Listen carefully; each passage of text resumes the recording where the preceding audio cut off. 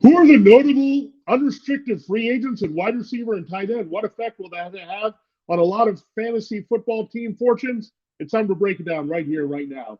As we begin another edition of Locked On Fantasy Football. Are Locked On Fantasy, your daily NFL fantasy podcast. Part of the Locked On Podcast Network. Your team every day.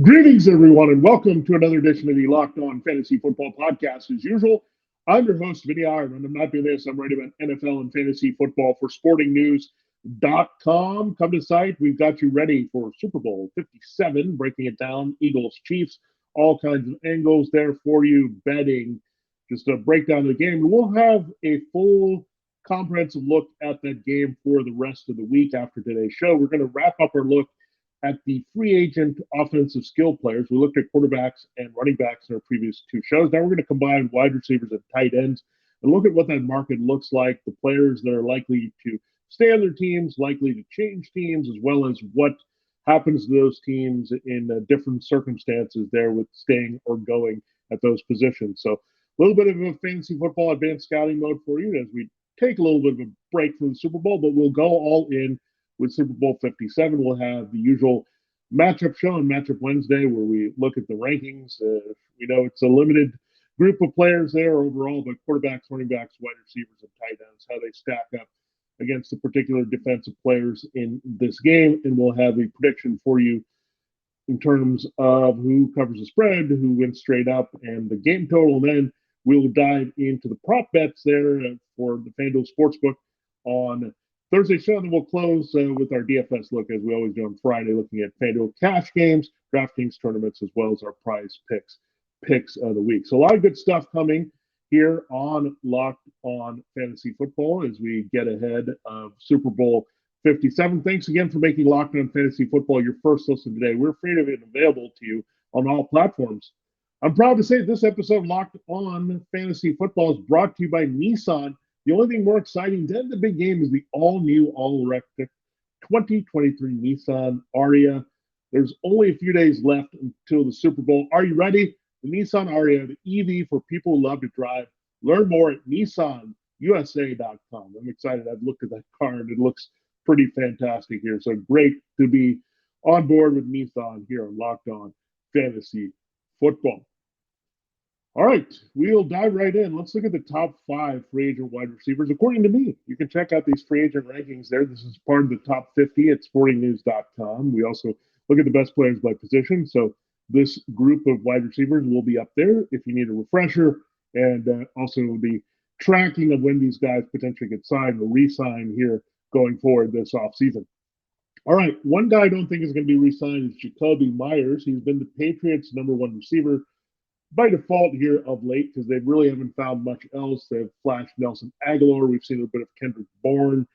We haven't seen too much of N'Keal Harry to the point he's no longer a Patriot here. So they've really needed Jakobi Meyers to step up. He's been pretty reliable. We know the biggest thing with him was catching all those balls in the slot and the versatility of his route running and hands.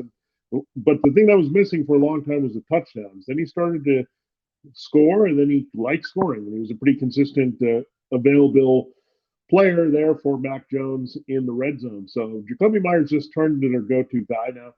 The Patriots also had Jakobi Meyers have that little flub against the Raiders that cost them that game, if you remember that, with Chandler Jones returning the last fumble there to let the Raiders win in regulation. So that was definitely something fresh on his team's mind a little bit with that mental mistake. So Bill Belichick can be fickle with his receivers in general, but I would think that Meyers would want to test the market, given that he's a good value, reliable hands here as a slot receiver dedicated. So he's also got some nice size there, so gives him a team's a unique target. So maybe a team like the Chiefs, if they're looking now that they know what worked and didn't work with Patrick Mahomes, could look at Jakobi Meyers. I think he'll end up on a good team. I think also the Packers might be a possibility. They have some free agent issues that the wide receiver we'll talk about here. And maybe the 49ers might look at him as a third option there because they could be moving on from their depth behind Brandon Ayuk and Deebo Samuel. So you look at Jakobi Meyers, so jumping ahead to JuJu here, but he's a versatile player. He catches the ball everywhere. And I think he's kind of like an Adam Thielen in that sense, is that he can go inside outside. Thielen made his living scoring a lot of touchdowns, and that connection is really what keeps him going as a high score for Minnesota with Kirk Cousins. But Myers can be that type of player. And look, the Patriots got as much as they could out of him. He was a sleeper pick by them and really converted him well here in their system. So now that Josh McDaniels is gone, does he end up there with the Raiders and play off Devontae Adams and Hunter Renfrow? That's another thing to watch out for as well, because Myers did his best overall work in McDaniels' offense. So a lot of things to look at there. Now, JuJu Smith-Schuster, he'll play in the Super Bowl. Looks like he'll fight through his injury to go there and play and try to be a valuable contributor for Patrick Mahomes. He has been already, almost pushing 1,000 yards. It was more flashy and platoon-based here for the uses of JuJu Smith-Schuster in fantasy football. Now, we know back in the day with the Steelers, he was a massive contributor and had big year. Maybe he can go back to Pittsburgh. Remember that team traded Chase Claypool as the big slot. So if the bridges aren't burned there and JuJu feels like he can come back and be a contributor, I think you can watch out for him. But he's a guy right now that, again, big slot is probably his role. He had those big plays that he made early in his career playing off Antonio Brown in single coverage. He's not suited to be kind of the number one receiver, but a complementary guy that you can look at opposite a field stretcher. So you also look at the Ravens. That could be a possibility if Rashad Bateman comes back healthy and they got Devin Duvernay to stretch the field. So we'll just have to see where it plays out with Smith-Schuster. But again, I think Myers at this stage is a better receiver with a little bit more touchdown upside than JuJu.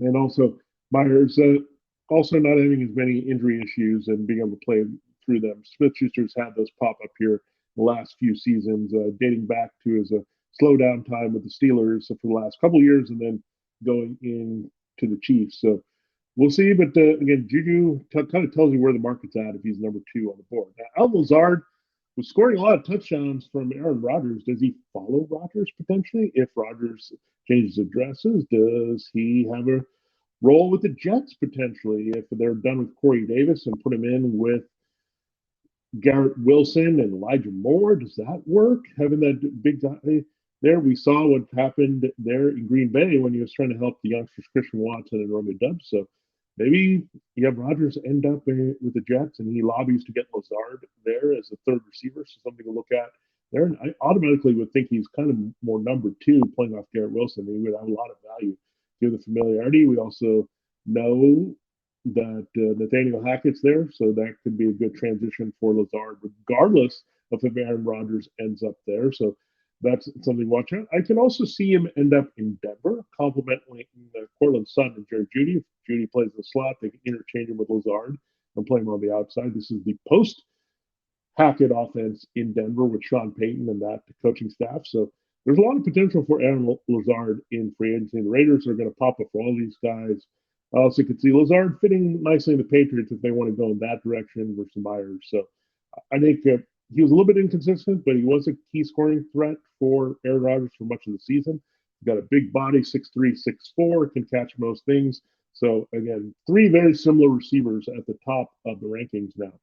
All right, number 4, DJ Chark, pretty good year for the Lions, but they can move on. They do have Jameson Williams now fully healthy to complement their number 1, the Pro Bowler, Amon-Ra St. Brown. So St. Brown and Williams could be the guys going forward. We'll see what they do. Maybe they can save money and go with Josh Reynolds again, or do they say, okay, Chark was a key part of what we want to do at times and it is a good guy to have, then we can put St. Brown consistently in the slot and have Chark play opposite Williams and have a couple guys who can stretch the field. Chark has also proved to be a good red zone threat at times, going back to his days with the Jaguars. So DJ Chark comes up here as number 4, and I think he has some value depending on where he ends up. We know he's not going to be back in Jacksonville with that team adding Calvin Ridley with its young receiving core, but Chark could have some value. Maybe it's in a place like Carolina, and they need some help there for DJ Moore on the other side. So you have DJ Moore and DJ Chark. So it'd be kind of interesting in that combination. So Chark is a valuable guy, but I see him more as an outside number two where he goes. Now, this is a player that really intrigues me. I could see him being a future Patriot. I could see him being a future Raider. I could see a lot of possibilities for this player as well as Paris Campbell.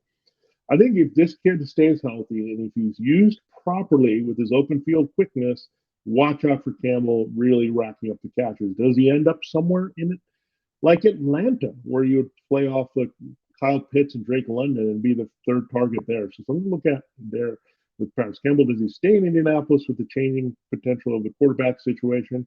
Does he go to, say, Houston and have some volume opportunity if that team decides to move on from Brandon Cooks and looks at Campbell that way? So there's a lot of intriguing possibilities for Paris Campbell, especially in the volume section. So PPR leagues, yardage, I don't think he's going to be a big touchdown scorer, but we saw his big play potential when given a chance and on the field for the Colts.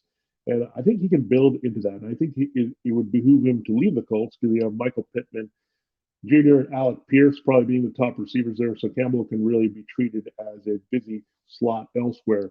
I'm really excited to see where Campbell lands because I've always liked his talent coming out of Ohio State. All right, those are the top 5 free agent wide receivers, according to me on sportingnews.com. You can check out all the free agent rankings, the top 50, as well as the best players by position at sportingnews.com. We will get into the rest of the wide receivers that are on the board that are notable. We did have one leave that pool with their retirement. We'll also mention that as we get into our second segment here on the show. Before we do that, we will have your prize picks of the week for Super Bowl 57. They'll come when we talk DFS on Friday's show. So we're still contemplating what the best way to go is, and we'll have a better indication of that as we break down the game for you. Prize Picks is daily fantasy made easy. You can make entries at Prize Picks very easily. You're not competing against other players, just versus the player projections available. You're just going more or less. And if the 2 of the 6 players you pick score more or less than the price projection, you can win up to 25 times your money on any entry. Again, we'll look in depth at what you want to do with Patrick Mahomes and Jalen Hurts in terms of passing yardage and rushing yardage, and then diving into Isaiah Pacheco, Miles Sanders, as well as, of course, Travis Kelce, A.J. Brown, Devonta Smith, and the other receivers there. So it's a lot of fun. Prize Picks offers projections for any sport that you watch. It's not just NFL and the Super Bowl, but, NBA and NHL are in their hot part of the season here as they've just turned the corner from around the All-Star break. You have a lot of college basketball, so pre-March Madness to get into in February with the frenzy there. So a lot of good action to check out there at Prize Picks across sports. Prize Picks entries can be made in 60 seconds or less. It's that easy. It's safe and fast withdrawals, you can expect. And Prize Picks currently operational in more than 30 states and Canada. It's easy to get in on Prize Picks now. Download the Prize Picks app or go to prizepicks.com to sign up and play daily fantasy sports ahead of the Super Bowl. First-time users can receive 100% instant deposit match up to $100 with the promo code Locked On. If you deposit $100, Prize Picks will give you $100. If you deposit $50, Prize Picks will give you $50. Don't forget to enter the promo code Locked On and sign up for an instant deposit match worth up to $100. That's only at prizepicks.com with that promo code Locked On. All right, it is time to continue the show here on Locked On Fantasy Football. We're looking at the free agent class of wide receivers and tight ends. We got through the top 5 wideouts here for who will become available when the new league year starts March 15th, 2023. Mecole Hardman next on the list. Another Chief is on the radar here. So Hardman pretty much didn't get his opportunity to be a starting receiver without Tyreek Hill. They've done it by committee, mainly with JuJu Smith-Schuster, Marquez Valdez-Scantling. There with his big play, Sky Moore getting some opportunity. Kadarius Toney also kind of taking over that role since coming over in the trade with the Giants. So they're definitely going to move on from Mecole Hardman. They can use Toney in the return game as well. They've got some definite receivers. So Hardman's had a good run. I think he could be special in certain offenses. He's a good, versatile player. Maybe he could be the future, maybe a Cordell Patterson type. I think that's the hybrid type of player he is. So watch out for him and the versatility being more of an asset elsewhere. I think he just gets lost in the crowd with the Chiefs. It's been the case when they had Hill. It's been the case after they traded Hill with Kelce and their wide receiver by committee, and also involving Jerick McKinnon out of the backfield. Next up is Richie James. He's a smaller slot, and he did have some moments for the Giants, the former 49ers receiver. So we'll see. They might keep him there. We'll see about him and Isaiah Hodgins. They're definitely going to move on from, you'd expect, Kenny Galladay after they traded Tony last season. So there's a lot of things to watch out for the Giants' reshuffled receiving core. And Darius Slayton and Sterling Shepard are also free agents here. So that really opens the door for some big remix, or maybe they want to bring back James as he had a decent chemistry with Daniel Jones this season. Marvin Jones and Julio Jones. So Marvin Jones still can get it done in situations here, but limited receiver. We're not looking at him as more the number 3 or number 4 depth play at this stage in his career, as he's bounced around several teams here. So it's a long shot maybe for him to have another key role on another team. So, but Marvin Jones, pretty decent run when the Jaguars needed him. Just not a lot of big numbers there with the infusion of other talent at wide receiver, including Christian Kirk. Julio Jones, I don't know if he's going to see another place to play here after the Buccaneers. Tom Brady, that appeal is gone. Brady's retired. We just had his contemporary from the 2011 draft, AJ Green, Adriel Jeremiah Green, is hanging up here. No more play for him beyond the long-time career with the Bengals. They'll get him in the Pro Football Hall of Fame as well. Cardinals, Julio will join him in Canton someday, so nothing left to prove here with the Bucs without Brady. So he'll move on. We'll see where he can land. It took a while for him to latch on to the Bucs last year after the end of the time with the Titans. So this could be it. Same kind of a drop-off for Jones as we've seen with Green that headed him into retirement. So Quintoris Lopez Jones could join Adriel Jeremiah, hanging up and waiting for their call for Canton in 5 years. All right, how about Demarcus Robinson? Made a few flash plays for the Ravens. We'll see if they keep him. There was some decent chemistry with Tyler Huntley and with Lamar Jackson, assuming they bring him back, and we'll be 50-50 on that one, really. So when you look at that, Demarcus Robinson, however, is still a journeyman, and I don't know if they'll go with him there. And Baltimore really needs to maybe focus on wide receiver. They could definitely look at one in the first round of the draft, or one of these situational guys, as I mentioned above here, being higher in the rankings. Odell Beckham Jr. didn't get much of a call here. The Cowboys thought about him, but that injury with the knee, a little bit concerning that it's a second major knee injury. Didn't get an opportunity after getting hurt in the Super Bowl for the Rams while winning it there. So that is definitely concerning. So Beckham also could be done with his career. So crazy that you think AJ Green, Julio Jones, Odell Beckham, these were some top fantasy football performers at the same time, along with Antonio Brown.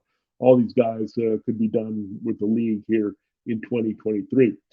DeAndre Carter had his moments with the Chargers filling in, and I think he's a decent slot, some versatility in the return game. So he could be an option crossing over from the Chargers to the Chiefs in the division. So I do like some of the upside DeAndre Carter. He's a little bit like Paris Campbell, just a little bit older and experienced, but Campbell being the more explosive player. So we'll see where he lands up.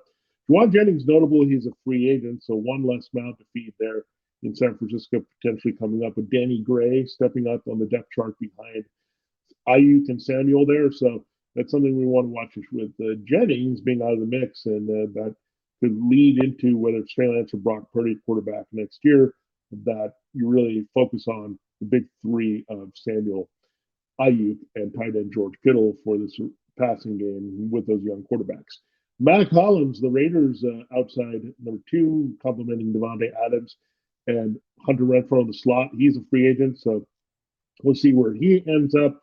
Collins had some moments there with the Raiders, but he's not a priority at all for them. We mentioned Darius Slayton out there for the Giants. Trent Sherfield, he was making the plays with the Dolphins' third receiver. As their other acquisition with Tyreek Hill, Cedric Wilson from the Cowboys didn't do all that much. He was banged up for a lot of the year. They didn't really factor in a third receiver in their production at all. It was mostly Hill and Waddle there for Mike McDaniel in Miami with Tua Tagovailoa and then Teddy Bridgewater. But Sherfield being out of there takes away one more mouth and maybe even more domination from Hill and Waddle, unless Wilson can show something with health and production here this season. Chris Moore, by default, he was the leading receiver for the Texans late in the season when both Nico Collins and Brandon Cooks was on the shelf. I would not say that you're looking at Moore being more than just a guy at this point. So I think it was a flash. We're going to track him and see that the Texans might be remixing the receiving core, but that's about it. Nelson Aguilar, as well as Jakobi Meyers, who's a free agent. Aguilar had a decent season catching passes for the Patriots, but Aguilar, Kendrick Bourne, this receiver core has just been kind of makeshift. I think they have to commit to it. So the best thing for the Patriots might be just cleaning house, move on from some of these patchwork veterans, including Aguilar, Myers, and their latest addition to that mix, Devontae Parker. And then Randall Cobb, also free agent for the Packers. So whether it's Aaron Rodgers or not, and they transition to Jordan Love, it could be very young receivers there if Cobb and Lazard move on, and it's a lot of Christian Watson and Romeo Doubs there for Green Bay. So it's definitely something to watch there with that situation. If it makes it clear that those guys are co-number ones, they're the second-year players with a lot of big playability. And Watson would have a lot of appeal potentially as a wide receiver one, and Doubs as a wide receiver two if that played out in Green Bay, regardless if it was Aaron Jones or Jordan Love. All right, so there's a look at the wide receivers that round out the most notable guys that are in the free agent list. There's a lot more wide receivers available than that, but that shows you how limited the well is this year. If you're not looking for a big slot, you might be out of luck here with some of the options, and just focus on a lot of the talent in the draft for these teams. And we're excited about the draft class, by the way, with receivers such as Jordan Addison, Jackson Smith-Njigba, Quentin Johnston. So really good players that are on the way here that could alter the way that teams look at wide receivers in free agency as well. All right, we'll close looking at the tight ends, and there's a lot of notable tight ends here that should hit the market. So we'll explore that in our final segment on this free agent preview episode of Locked On Fantasy Football. Looking for a delicious treat, but don't want all the fat and calories, and you got to try Built Bar. We've got just through the holidays, barely, and I know my goal is to eat a little healthier coming out of it. It's now into February from January. If you're like me and you want to eat healthier and don't want to compromise taste, then man, I've got the thing for you. You just got to try Built. With Built, healthy is actually tasty. Seriously, they're so delicious, you won't think they're good for you. It's perfect for your New Year's resolution to come through 1 month later. What makes Built Bar so good? Well, for starters, they're covered in 1% real chocolate. That's right, real chocolate. And they come in unbelievable flavors such as churro, peanut butter brownie, and coconut almond. I'm not sure how Built does it, but these bars taste like a candy bar while maintaining amazing macros. And what's even better is that they're healthy for you. Only 130 calories and 4 grams of sugar with a whopping 17 grams of protein. Now you don't need to wait around to get a box. For years, we've been talking about ordering your Built Bars at Built.com. Now you can get them at your local Walmart or Sam's Club. That's right. Hit your nearest Walmart today. Walk to the pharmacy section. Grab yourself a box of Built Bars. You can pick up to a 4-bar box of cookies and cream, double chocolate, or coconut puffs. If you're close to Sam's Club, make sure you run in and grab a 13-bar box with hit flavors including brownie batter and churro. You can thank me later and check it out. Built Bars available at Built.com and now at your local Walmart and Sam's Club stores. All right, let's close the show looking at the notable tight ends here available in free agency. Dalton Schultz, he's going to be moving on from the Cowboys. I know they may want to try to keep him here. He played under the franchise tag this year, but they have really good depth. And between Jake Ferguson and Peyton Hendershot, it wouldn't make sense for the Cowboys to want to go this direction. They also don't have Kellen Moore, for whom Schultz produced really well the past 2 seasons. So they're transitioning to Mike McCarthy's offense. So more traditional West Coast principles. Does that help Schultz, or are they okay moving on with Ferguson and Hendershot with their versatility for playing 12 personnel next year? So something to look at, but Dalton Schultz could be on the move. There's a lot of teams that want that tight end impact there this season. So again, any team that doesn't have that key tight end element in their offense is probably going to look at Dalton Schultz. And a little bit of a slurge. So you look at the Titans, they've been looking for a tight end, so that would make sense. They could look at Schultz or Michael Mayer in the draft. Mayer in the draft would be the big alternative there, as well as a Dalton Kincaid, Utah to a lesser degree. So you've got 2 guys that could potentially start right away there. So Schultz, very good red zone threat, as we've seen, can also be reliable, working in the middle of the field. So I think you'll get a lot of interest here from a lot of limited passing games. I could also see him come up in Detroit. The Lions did trade T.J. Hawkinson to the Vikings, so that gives them a potential replacement option to keep that offense explosive and give Jared Goff his type of receiver. So I love Dalton Schultz here to be a well-rounded guy and maintain some production as a tight end one wherever he goes. And I'm pretty sure it won't be a Dallas here in 2023. Evan Engram should return to the Jaguars. They don't really have a lot of free agent issues, so Engram is one of the guys that they can re-sign the cheap. He had a pretty good year, we know, playing off Christian Kirk and helping Trevor Lawrence in year 2 in the Doug Peterson, Press Taylor offense. So they should want to keep Engram, and that's where I expect him to be. You also have Hayden Hurst. The Bengals got a pretty good year from him, replacing CJ Uzomah. And Drew Sample, by the way, is also a free agent behind Hurst. So they can look at different things here. And we have Hurst being a bit of a journeyman. He started his career on the Ravens, was productive for the Falcons, and pretty decent for the Bengals here in catching passes. So it was a key part of what they want to do. Do they look in Dallas and potentially have him complement one of those younger tight ends to replace Schultz? Something to look at with Hayden Hurst. So many things to consider. You also look at the Panthers. They haven't really had that key target at tight end. Does it come through here with Frank Reich wanting those tight end sets to be more frequent? So I think Hayden Hurst could be on the move here. The Bengals will try to keep him, I think, just because he's a little bit reliable. He knows the offense well and connects with Joe Burrow. So I'd say it's about 60-40 that he stays in Cincinnati, and Engram about 90-10, and we're going to go Schultz, leaving the Cowboys. I'm pretty sure of that. So I think there's only a 25% chance Schultz stays. Mike Gesicki should also be on the move. We thought they might want to treat him as the next George Kittle, the Mike McDaniel offense. Well, they just faded him. He pretty much was a red zone one-trick guy, and he also had to split that role with Durham Smythe. So I don't think there's any reason to pay Gesicki that high market value here. So Gesicki could be an option to cross over and go to New England as well. And I think he would fit there. He fits the profile what they're looking for in a tight end and staying in the division and maybe get a little revenge there might help Gesicki as they go in the Bill O'Brien system.